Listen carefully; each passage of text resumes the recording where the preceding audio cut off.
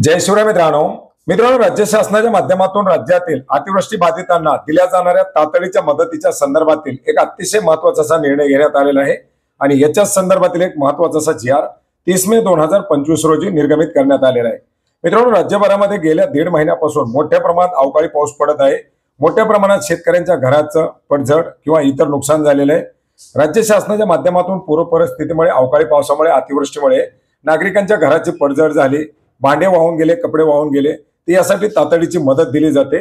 आणि अशा ज्या परिस्थितीमध्ये मोठ्या प्रमाणात होणाऱ्या या नैसर्गिक आपत्तीमुळे अतिवृष्टीमुळे जर घराची पडझड झाली किंवा याची इतर काही नुकसान झाली तर अशा घराच्या दुरुस्ती करता पुनर्बांधणी करता राज्य शासनाच्या माध्यमातून तातडीची मदत दिली जाते। मित्रांनो, मदत जाहीर झाल्यानंतर पंचनामे झाल्यानंतर ही मदत मिळण्यासाठी मोठ्या प्रमाणात विलंब होतो।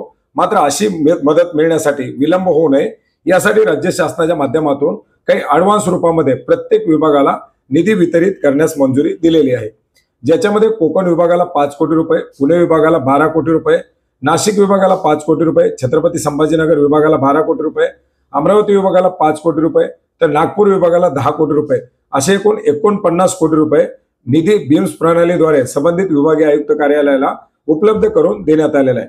जेणेकरून अशा प्रकारच्या जर काही घटना घडल्या, अशा प्रकारची जर काही नैसर्गिक आपत्तीमुळे कोणाचं नुकसान झालं तर अशा नागरिकांना तातडीची मदत वितरित करण्यासाठी हा निधी उपलब्ध होऊ शकतो।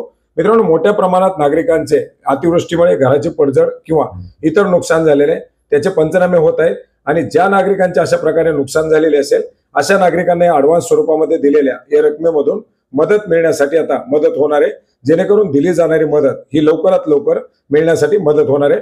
मित्रांनो, महत्त्वपूर्ण असा जी.आर. आपण महाराष्ट्र.gov.in या संकेतस्थळावरती पाहू शकता।